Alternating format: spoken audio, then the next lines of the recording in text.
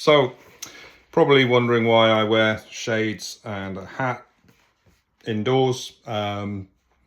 It's a pathetic attempt to sort of hide my identity. I had to promise to my family that I would write under a pseudonym so that they're protected, because they're not really spoken of in a good light. Their willful ignorance was just blew my mind. I guess a lot of us experienced the same. Partly the reason why I wrote this book is that I was just absolutely discombobulated with the magnitude of the dystopian world that was emerging and the very real split between society of those who just wanted to be willfully blinkered and had their cognitive dissonance. So it's also a time in history that really needed to be documented.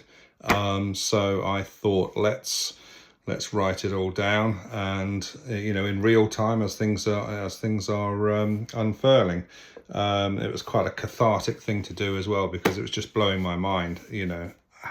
Every day, all day, I was just blown away about the amount of information I was carrying around and how I found it so difficult to offload and to discuss it with people, because I just simply wouldn't want to know. So there's two reasons I wrote the book. One, it was cathartic.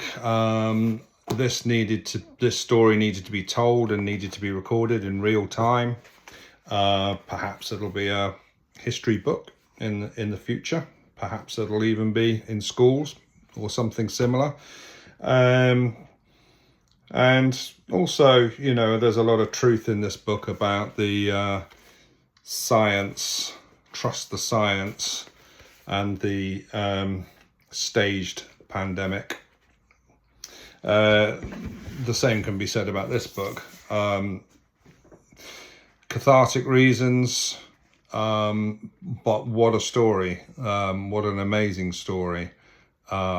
Really the most impressive military operation in history, the biggest sting operation in history, the most complex operation. And when you get to understand Q, and also something called devolution, which is explained in this book, it'll blow your mind.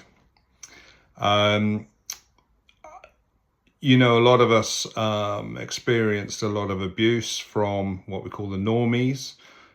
We were trying to simply wake them up and explain some of the real science behind the PCR tests and the virus, and the government statistics, and the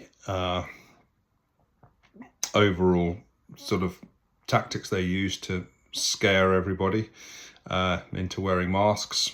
We had a lot of abuse. A lot of us were involved with the vaccination centres and serving notice on them, and trying to inform the parents there with their children, that the risk of the injection is going to be far greater than any viral risk. Anyway, we experienced so much hate and so much vitriol.